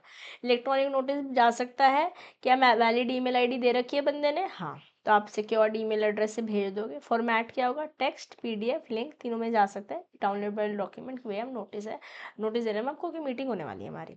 सब्जेक्ट लाइन में कंपनी का नाम, टाइप और डेट और वेन्यू सब कुछ सब्जेक्ट लाइन में लिखना होना पड़ेगा। Attachment must not be editable, PDF etcetera, इसमें एडिट नहीं कर सकते आप। Place notice on company website and government website also, government notified website also, कि हमने बेसिकली दिस है notice for everybody that we are convening a meeting, AGM let's say. Okay, now summary table क्या है use कर सकते हो। Notice period 21 दिन पहले, शॉर्टर पीरियड अगर 95% लोग ओके कर देते हैं, 90 एजीएम में 95% people who are entitle to vote, other general meeting में 95% या फिर plus majority in number. Okay, the company has share capital. Contents क्या होगा, date disclosure details, notice to be sent to members, legal heirs, मैडलैट बताया मैंने आपको यहाँ पे याद करने का तरीका। इलेक्ट्रॉनिक से भी भेज सकते हो, क्या क्या लिखना है सब्जेक्ट में एटसेट्रा में, सारी बातचीत हमें पता होनी चाहिए। ओके, इस एग्जाम में कैसे करोगे, अगर थियरी क्वेश्चंस है तो प्रॉपर हेडिंग सब हेडिंग सब कुछ लोगे, बुलेट पॉइंट्स में सब बात लिखोगे। एमसीक्यू है तो ये सारी बातचीत आ सकती है, कितने दिन कहाँ पे 21 दिन से कम में अलाउड हो सकता है, एजीएम है, अदर जीएम है, all of that needs to be learn remembered. ठीक है, special businesses and related provisions पढ़ लेते हैं। स्पेशल बिजनेस, अगर स्पेशल बिजनेस है मीटिंग में जो डिस्कस करने वाले हो, जो कि किसी और कंपनी को अफेक्ट करने वाली है, तो उसे डिस्क्लोज करना पड़ेगा उन सब प्रमोटर्स को जिनके पास 2% से ज़्यादा की शेयर होल्डिंग है, चाहे वो डायरेक्टर्स हैं, चाहे मैनेजर्स हैं, चाहे की मैनेजरल पर्सन है, कि किसी और कंपनी का इंटरेस्ट इसमें इन्वॉल्व है और इन शेयर होल्डर्स, इन पीपल के पास 2% ज़्यादा का शेयर है, कोई स्पेशल बिजनेस आप डिस्कस करने वाले मीटिंग में, तो उन्हें बताना पड़ेगा आपको। जैसे मान लेते हैं like checking if your friends company shares affect your decision in your own company meeting. इसको ऐसे मान लीजिए, अगर एग्जांपल थोड़ा बचकाना लग रहा है, even it is very simple on the screen on the screen and I will just put it in very simple words for you guys. Deemed special business, अगर एजीएम में है तो सारे बिजनेस सारे बिजनेसेस को हम स्पेशल मानते हैं, एक्सेप्ट अगर फिनेंशियल स्टेटमेंट्स एंड रिपोर्ट्स हैं, डिविडेंड डिक्लेरेशन कर रहे हो आप, डायरेक्ट अपॉइंटमेंट कर रहे हो, किसी और को रिप्लेस कर रहे हो, अपॉइंटमेंट एंड रिकमेंडेशन और ऑडिटर का, या कोई भी meeting for all business is special. बाकी सब केसेस में सब स्पेशल है, ये सब सिर्फ इन पॉइंटर्स को छोड़ के बाकी सब स्पेशल है, और जब स्पेशल है तो जिनके पास 2% ज़्यादा का शेयर है उनको सारी इन्फॉर्मेशन आपको देनी है, कोई और कंपनी का अगर इम्पैक्ट हो रहा है तो। inspection of documents related to any business must be available for inspection at the specified time and place. Okay, non disclosure consequences, अगर डिस्क्लोजर नहीं दे रहे हो या जितना इन्फॉर्मेशन देना चाहिए था उतना नहीं दे रहे हो शेयर होल्डर्स को। Okay, disclosure of shareholders benefit leads to person holding benefit and trust for the company or compensating it. जिस मतलब बेसिकली जो पर्सन रिस्पॉन्सिबल था उसने नहीं इन्फॉर्मेशन दिया जो उसको देनी चाहिए थी, देन ही will be hold responsible. Penalty क्या है, 50,000 रुपये तक का फाइन हो सकता है, या फिर 5 times of the benefit that is accrued, जो मिलना चाहिए था नहीं मिल पाया। Whichever is higher, promoters के लिए, डायरेक्टर्स के लिए, मैनेजर्स के लिए, केएमपीज जिन्होंने गड़बड़ करी। मीटिंग का कोरम कितने लोग मिनिमम चाहिए, पब्लिक कंपनी है तो 1000 more than or equal to 1000 members, at least basically 1000. Okay, जिन कंपनी में 1000 लोग हैं, मतलब 1000 लोग से कम लोग हैं जिन कंपनी है पब्लिक कंपनी में, उनमें 5 मेंबर्स चाहिए। जिनमें 1001 से 5000 लोग तक हैं जिन पब्लिक कंपनीज में, उनमें 15 मेंबर्स का कोरम चाहिए। जिनमें 5000 से ज़्यादा के मेंबर्स हैं पब्लिक कंपनी में, उनमें 300 लोग का कोरम चाहिए। 100% लर्न करना है बेटे, लर्न इट नाउ। 1000 तक, 1001 से 5000, मोर देन 5000, 5 लोग, 15 लोग, 30 लोग, सिंपल। ठीक है, very very important. Quorum increases as the company grows, अगर प्राइवेट कंपनी है 2 ही मेंबर्स चाहिए। ठीक है, number of people required. Articles में specify higher quorum if so desired. If quorum is not present, जितने मिनिमम लोग चाहिए उतने नहीं है तो मीटिंग अर्जर्न कर दी जाएगी। जैसे इस थर्सडे को हुई थी तो नेक्स्ट वीक के थर्सडे को। Okay, meeting adjourned to the same day next week और अनदर डेट जो कि बोर्ड ने स्पेसिफाई कर रखी है। If called by requisitionist, meeting को कैंसिल कर दोगे। नोटिस ऑफ अर्जर्न मीटिंग कम से कम 3 दिन या उससे ज़्यादा डेज पहले देना है इंडिविजुअल्स को, या फिर एक न्यूज़पेपर में एड दे दो, एक इंग्लिश में एक वर्नाकुलर में। अगर तभी भी कोरम नहीं है आफ्टर 30 मिनट्स एट अर्जर्न मीटिंग, मतलब इस थर्सडे से नेक्स्ट थर्सडे और 30 मिनट हो चुके हैं मीटिंग शुरू हुए, तभी भी लोग नहीं आए हैं, जो मेंबर्स इस समय प्रेजेंट है वो लोग को मीटिंग मान लेंगे। अब वो करें, चलिए go ahead with the agenda of the meeting. 30 minute wait करना होता है। ओके, चेयरमैन कौन होगा मीटिंग का, इलेक्शन ऑफ चेयरमैन कैसे होने वाला है, मेंबर जो कि प्रेजेंट होंगे, इलेक्ट वन ऑफ देम, जैसे 10 लोग हैं तो लोग उनमें से कोई एक जना बनने वाला है, by show of hand unless article says otherwise, like choosing a team captain या poll demand. If poll demanded or chairman election, it is taken immediately as per the act, companies act. Chairman during poll, chairman elected on show of hand continues until poll result, then new chairman if any presides for the rest of meeting. Show off hands होगा और फिर कहो कि हम तो पोल से करेंगे, तो तब तक वही रहेगा, फिर नया आ जाएगा, अगर कोई और नया बन रहा है तो पोल से जो आ रहा है, ठीक है। Proxies. Who can appoint? Any member entitled to attend or vote can appoint a proxy to attend or vote on their behalf. मैं अगर नहीं जा पाई मैं किसी प्रॉक्सी को भेज सकती हूँ।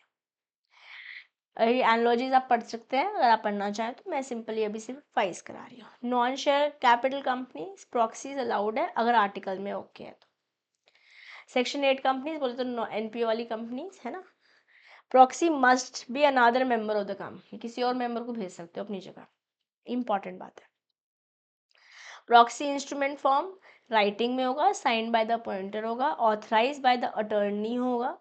Body corporate proxies under seal और signature form MGT 11 is use for proxies, ठीक है ना। प्रॉक्सी की लिमिट, proxy can represent maximum 50 members और 10% the total voting share capital. 50 members को प्रॉक्सी जैसे प्रॉक्सी एक प्रॉक्सी कर सकता है, या फिर टोटल 10%, तो 10% the total voting share capital. Shareholders having more than 10% can appoint only one proxy who can represent others, okay. Proxy quota limits the number of votes one person can hold, एक बंदा कितने लोग के लिए vote दे सकता है basically. Notice in meeting notice must prominently state proxy rights in the notice, अगर कोई और आ रहा है तो उसकी क्या क्या राइट्स है।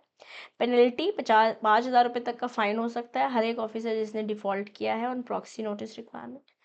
Proxy deposit, proxy instrument 48 hours पहले देना होगा रजिस्टर्ड ऑफिस में, जो कि MGT 11 कह रहे हैं, हमने पीछे बात भी करी है।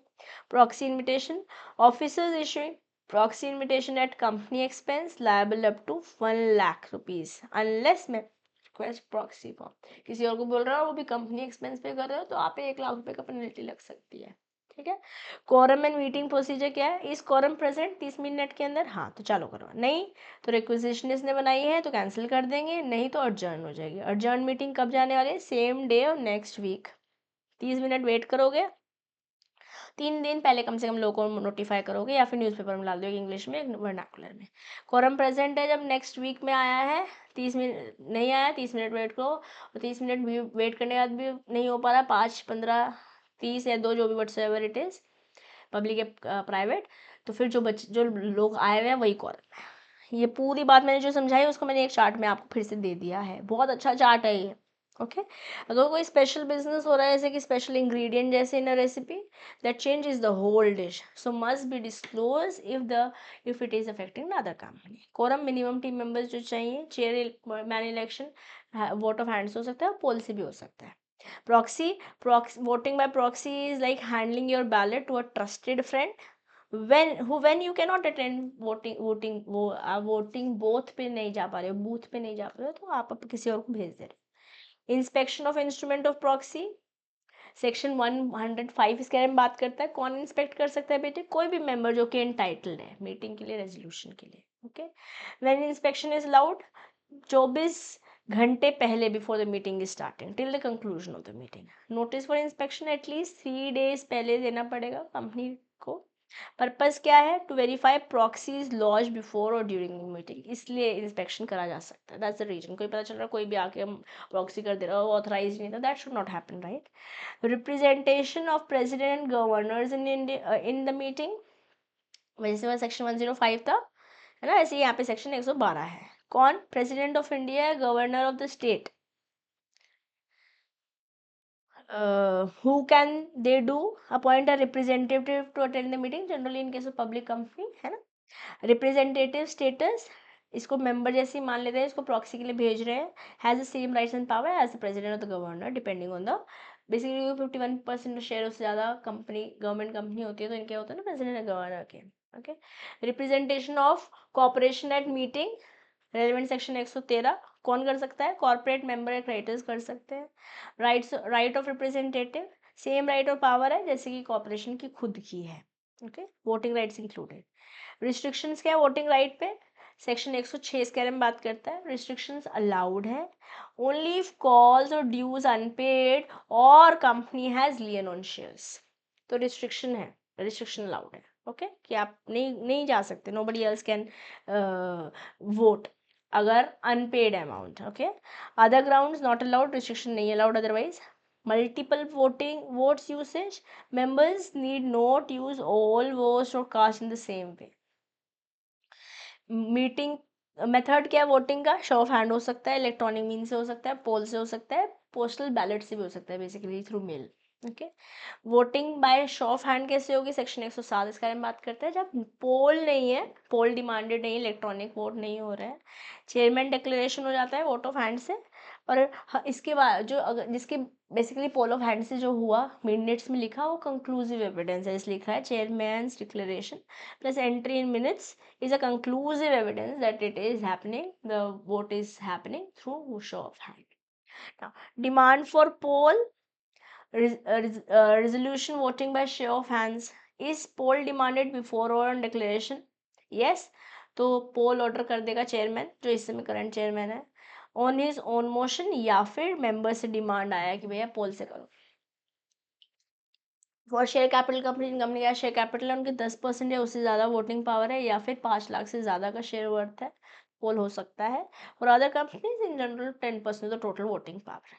अगर नहीं किसी ने बोला कि शो ऑफ हैंड के बाद कि हमें पोल से चाहिए, तो पोल से होएगा ही नहीं, वो शो ऑफ हैंड से ही रह जाएगा। Okay, poll demand can be withdrawn any time by the demanders. Poll की टाइमिंग फॉर अर्जेंट और चेयर अपॉइंटमेंट इमीडिएटली, जैसे बोला कि भैया हमें पोल के थ्रू करना है वोटिंग, तो पोल से हो जाएगी। For other matters within 48 hours as directed by the chair. Procedure क्या है पोल का? अपॉइंटमेंट ऑफ स्क्रूटनाइजर्स, बेसिकली एक चेयरमैन अपॉइंट किया जाता है टू स्क्रूटनाइज द पोल कि कहीं कोई गड़बड़ तो नहीं चल रही है, जैसे इलेक्शन बैलेट में होता है, सिलेक्शन ओवरसीइंग होती है जैसे। Provision for securitization, scrutinizers, registers of members, signature specific, attendance, proxy register सब देखते हैं। बेसिकली प्रोवाइडिंग वोटर लिस्ट कि भैया आपका नाम चढ़ा हुआ है, आप वोटिंग करने आए हो यहाँ पर, like that. Distribution of polling papers, poll papers given to the members of the proxies who have been representing. Okay, joint share holders voting, paper given to first name, अगर दिशा और राहुल के नाम पे कोई शेयर है तो दिशा दे सकेगी, जिसका नाम पहले दे रखा है वो वोट करेगा। पोल फॉर्म है MGT 12। पोल बॉक्स हैंडलिंग, उसे लॉक करा जाएगा, सील किया जाएगा। Empty box is in presence of members, एक एम्प्टी बॉक्स में पोल डाला जाएगा, उसे लॉक करके सील कर दिया जाएगा, और विटनेसेस के प्रेजेंस में ही इसको खोला जाएगा काउंटिंग करने के लिए। Proxy vote check, if members vote in person, proxy vote disregarded. Counting, अगर मान लेते मैं भी हूँ, मैंने अपनी प्रॉक्सी दे रखी है, तो प्रॉक्सी वोट दे देगी और मैं भी वोट दूंगा तो अलाउड यार, मेरा ही वोट लोगे ऑफ कोर्स, सिंपल सी बात है तो, है ना। Counting and reporting, scrutinizers count vote, prepare report MGT 13 के अंदर और सबमिट कर देते चेयरमैन को। रिजल्ट डिक्लेरेशन, चेयरमैन या ऑथराइज पर्सन अनाउंस करता है रिजल्ट। बेटा ये लर्न करना है डेटा जो हमने डिस्कस किया है, ऐसी मेमोरी टिप भी मैंने आपको दे रखी है।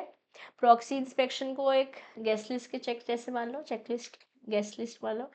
प्रेसिडेंट और गवर्नमेंट रिप्रेजेंटेशन, कॉर्पोरेट मेंबर्स का वोट। Okay, I am not talking about this memory tip, it is already there, पीछे मैंने जो पढ़ाई नहीं है, मुझे थोड़ा बचकाना लग रहा है, कंटेंट में है। अगर आपको लगता है, कुछ बच्चों को लगता है कि हमें ये चाहिए, you can go ahead with it. Okay, अब अगर ई मीन्स के थ्रू, इलेक्ट्रॉनिक मीन्स के थ्रू वोटिंग कर रहे हो तो 21 दिन पहले आपको नोटिस देना है, या फिर पब्लिक एडवर्टीजमेंट कर सकते हो, एक वर्नाकुलर एक इंग्लिश लैंग्वेज में। रिमोट ई वोटिंग विंडो हो जाएगा कम से कम 3 दिन पहले ओपन हो जाएगा। रिमोट ई वोटिंग एंड हो जाएगा 5 days before the general meeting. Okay, 5 PM before general meeting. General meeting कब चालू होगी? Attendees who didn't vote remotely can vote here, जिन्होंने रिमोटली नहीं किया वो यहाँ पर वोट कर देंगे ई वोटिंग के through. Attendees who have already voted वो नहीं करेंगे, कैन अटेंड, बट उनको वोट नहीं करने देंगे दोबारा, है ना। AGM पे जो वोट हुए हैं वो भी काउंट होंगे, जो पोल से आए हैं वो भी काउंट होंगे, इलेक्ट्रॉनिक मोड से आए हैं वो भी काउंट होंगे। Remote votes unlocked in presence of at least 2 witness, जो अलग अलग जगह पे लोगों ने अपनी वोटिंग करी है ना। स्क्रूटनाइजर्स प्रिपेयर कंसोलिडेटेड रिपोर्ट 3 दिन के अंदर अंदर, फिर चेयरमैन उस रिजल्ट को साइन कर देता है, एंड दैट्स इट। क्या कौन कौन से की रूल्स और रिक्वायरमेंट्स यहाँ पे एप्लीकेबल है? सेक्शन 108 और रूल 20 लगता है। डेफिनेशन क्या है? E voting is a secure digital system जिसमें आप बैलेट रिकॉर्ड या काउंटिंग कर सकते हो वोट की। एलिजिबल कंपनी जो कि सेंट्रल गवर्नमेंट ने बता रखी है, नोटिस मस्ट बी गिवन कि ई वोटिंग कैसे होनी है, क्या टाइमिंग है, कितने बजे लॉगिन करना है, क्या आईडी है, क्या पासवर्ड है। फिजिकल वोटिंग भी अलाउड है, वो भी अलाउड है जीएम में, अगर आपने पहले वोट नहीं दिया है। वोटिंग विंडो 3 दिन पहले खुल जाती है, और जिस दिन जीएम है उसके 5 PM तक, 1 डे बिफोर। जैसे आज मीटिंग है, उससे पहले वाले दिन शाम को 5 बजे तक खुली रहेगी, उससे 3 दिन पहले चालू हो जाएगी। ठीक है, इंपॉर्टेंट डेटा है ना। After remote voting members can attend but vote नहीं कर पाएंगे अगर इफ ऑलरेडी वोटेड। ठीक है, e voting at GM only members जिन्होंने वोट नहीं किया रिमोटली वो अलाउड है। स्क्रूटनाइज अपॉइंट होते हैं बोर्ड द्वारा, इंडिपेंडेंट हो गए, reputed CA CMA CS advocate हो सकते हैं। रिजल्ट रिपोर्टिंग 3 दिन के अंदर अंदर चेयरमैन साइन करेगा जिस दिन से रिजल्ट आया है। एडवर्टीजमेंट एक वर्नाकुलर और एक इंग्लिश लैंग्वेज में देना होगा। एडवर्टीजमेंट में क्या डालना पड़ेगा, date, cut off, login, password, all of that information जो कि आपने भेजी है। विड्रॉल अलाउड नहीं है, once resolution is e voted it can not be withdrawn. Every good shareholders cares about time. This is how we remember e-voting. E-voting define करी गई, general meeting के बारे में बात करी, स्क्रूटनाइजर अपॉइंट किया गया, क्लियर नोटिस देना पड़ेगा, बेसिकली 21 डेज का एडवर्टीजमेंट देना पड़ेगा, otherwise in one of the newspaper vernacular English. Advertisements में कुछ कुछ बातचीत बतानी है और टाइम विंडो बता रखी है। Okay, now let's talk about postal ballot. Postal ballot को आप एक एब्सेंटी बैलेट जैसे मान लो। In election members vote without attending either by post और electronically. Postal ballot is voting by post or electronic mode instead of going in person in the GM. Okay. कब कर सकते हैं, मैंडेटरी कब है, बेसिकली वाया पोस्टल बैलेट कब है, जब ऑब्जेक्ट में ऑल्ट्रेशन कर रहे हो, ए में ऑल्ट्रेशन कर रहे हो, रजिस्टर्ड ऑफिस में चेंज कर रहे हो, ऑब्जेक्ट में ही चेंज कर दे रहे हो, डिफरेंशियल राइट्स ऑफर कर रहे हो, बायबैक ऑफ शेयर्स कर रहे हो, डायरेक्टर का इलेक्शन हो रहा है, लोन या गारंटीज एक्सटेंड कर रहे हो टाइम लिमिट के ऊपर, क्लास राइट्स में चेंजेस कर रहे हो, सेल कर रहे हो होल या सब्सिडरी अंडरटेकिंग्स, लोन या गारंटीज बियॉन्ड स्पेसिफाइड लिमिट चल रहे हो, तो आपको पोस्टल बैलेट से वो वोटिंग करानी होगी। बट 1% कंपनी है, कंपनी जिनके पास 200 से कम मेंबर्स हैं उनको ये नहीं कराना होता पोस्टल बैलेट। पोस्टल बैलेट का लीगल फ्रेमवर्क क्या है, सेक्शन 110 इसके बारे में बात करता है। पोस्ट और इलेक्ट्रॉनिक दोनों अलाउड है। कौन डिसाइड करता है, बोर्ड ऑफ डायरेक्टर्स डिसाइड करते हैं कि पोस्टल बैलेट होना है। ओके, ऑप्शनल केसेस कोई और बिजनेस अदर देन ऑर्डिनरी और वेयर ऑडिटर्स और directors have right to be heard. Mandatory जहाँ गवर्नमेंट नोटिफाइड है, जो मैंने ऊपर बताया, ऑल्ट्रेशन ऑब्जेक्टिव में हो रहा है, एओए में हो रहा है, ऑब्जेक्ट में हो रहा है, रजिस्टर्ड ऑफिस में हो रहा है, जो मैंने सारी ऊपर सारी बात बताई। ए COP devil mnemonic if you want to go ahead with it. I personally don't use the mnemonic here. I use mnemonic a lot of places, but not here. But if you think this mnemonic is going to help you, go ahead with it. ठीक है, यहाँ पे क्या sections rules दोनों करने पड़ेंगे, 108 20 सब कुछ बताना पड़ेगा। ओके, प्रोसीजर क्या है पोस्टल बैलेट का, शेयर होल्डर्स को नोटिस भेजोगे ड्राफ्ट रेजोल्यूशन और रीज़न के साथ, रिक्वेस्ट करोगे रिप्लाई के लिए 30 दिन के अंदर अंदर। कैसे भेजोगे notice, registered post, speed post, registered email, courier के थ्रू आप भेजोगे कि भैया 30 दिन के अंदर अंदर रिप्लाई कर दो। एक एडवर्टीजमेंट भी दे दोगे इंग्लिश और वर्नाकुलर लैंग्वेज में, जिसमें voting date, statement on postal ballot, duplicate ballot request के बारे में इंफॉर्मेशन, और अगर कोई गड़बड़ कोई शिकायत है तो उसको कैसे सॉल्व कर सकते हो उसकी डिटेल्स, और वेबसाइट भी डालोगे जब तक कि वोटिंग चल रही है। एक स्क्रूटनाइजर अपॉइंट करोगे, बैलेट्स रिसीव होंगे 30 दिन के अंदर अंदर जब जिन से आपने लोगों को भेजे हैं। स्क्रूटनाइजर उसे अपने पास रखेंगे, कोई टैंपरिंग अलाउड नहीं है क्योंकि लॉकिंग सीलिंग सब हो जाएगी। Okay, scrutinizers report submit within 7 days after the voting has end. Maintain करेंगे रजिस्टर, मैनुअल डिजिटल, दोनों में से कोई हो सकता है। पोस्ट वोटिंग बैलेट, बैलेट्स को सेफ रखेगा, फिर चेयरमैन साइन करेगा मिनट्स, स्क्रूटनाइजर्स रिटर्न करेंगे डॉक्यूमेंट्स, और कंपनी सारे डॉक्यूमेंट्स को प्रिजर्व करके रखेगी। अब बैलेट आफ्टर 30 डेज इनवैलिड है, 30 दिन के अंदर अंदर ये अलाउड है, इसके बाद इनवैलिड है। रिजल्ट अपलोड कर दोगे स्क्रूटनाइजर, और रिजल्ट भी डाल दोगे वेबसाइट पे भी डाल दोगे। ठीक है, so send notice inform through ads and notice, या रिसीव करोगे वोट 30 दिन के अंदर अंदर, उसके बाद वाले तो इनवैलिड है, स्क्रूटनाइजर पॉइंट करोगे, रिजल्ट डिक्लेयर करोगे, चेयरमैन साइन करेगा, ऑल ऑफ दैट। या अब टाइप्स ऑफ रेजोल्यूशन क्या है हमारे पास, ऑर्डिनरी रेजोल्यूशन हो सकता है, स्पेशल रेजोल्यूशन हो सकता है। ऑर्डिनरी रेजोल्यूशन 114 में बात कर रखा है, स्पेशल 114 में ही बात कर रखा है, 1 में या 2 में। Majority required, more votes in favour than against. Ordinary में वैसे 10 लोग हैं तो 6 जिसमें ओके कर रहे हो, है ना। और votes in favour has to be more than 3x of votes against. जैसे मान लेते हैं टोटल नंबर ऐसे लेना पड़ेगा जो 3 से डिवाइड हो रहा होगा, जैसे टोटल ऐसे 36 है, ठीक है, तो 3x टोटल जितने लोग अगेंस्ट में हैं उससे 3x ज़्यादा होना पड़ेगा special resolution. Okay, proper notice देना पड़ेगा, यहाँ पे इंटेंशन बताना पड़ेगा क्यों स्पेशल रेजोल्यूशन पास कर रहे हो। रेगुलर मैटर्स के लिए ऑर्डिनरी है, और क्रिटिकल मैटर जैसे एओए एमओए चेंजेस कर रहे हो तो स्पेशल रेजोल्यूशन चाहिए होता है। ओके, कहाँ कहाँ स्पेशल रेजोल्यूशन चाहिए, चेंजेस कर रहे हो एओए में, ऑब्जेक्टिव में, ठीक है। Who can give notice, members holding more than 1% of voting power, या फिर 5%, 5 lakh paid of share capital कम से कम इनके पास होगी, तो ये लोग स्पेशल रेजोल्यूशन के लिए इनिशिएट कर सकते हैं। कंपनी की ड्यूटी है कि वो सारे मेंबर्स को बताएंगे प्रिस्क्राइब रूल्स के अकॉर्डिंग कि भैया स्पेशल रेजोल्यूशन पास हो रहा है। Appointing an auditor other than retiring auditor require special notice. Okay, resolution और at adjourned meeting, meeting adjourn हो रही है आज की जगह किसी और दिन जा रही है, तो resolution pass at adjourned meeting is considered pass on the actual date of passing, not original meeting. जिस दिन पास हुआ है उस दिन मानते हैं, जिस दिन पहले हुआ था वो नहीं मानेंगे। Okay, filing of resolution and agreements, special resolution 30 दिन के अंदर अंदर पास हो जाना चाहिए। MGT 14 के साथ चेंजेस पीछे पढ़ के आए थे फर्स्ट सेशन में, सेकंड सेशन में MGT 14 बहुत बार बात करी। Okay, board resolution, resolution with members agreement, class resolution needing special majority, voluntary winding up as may be prescribed, ये notify कर दिया जाएगा MCA की वेबसाइट पे, ठीक है। अब minutes of meeting next topic next session में पढ़ेंगे। ओके, अभी कर रहे हैं यहाँ पर हम आपसे अलविदा। ऑलमोस्ट इतना ही समय और लगेगा, हो सकता है 10-15 मिनट ऊपर लग जाए, 1.5 से 2 घंटे का सेशन नेक्स्ट रहेगा जहाँ हम कंपनीज एक्ट 2013 को करेंगे finish, that is tomorrow. Okay, और वेंसडे हम बिजनेस एथिक्स को ही कंटिन्यू करेंगे।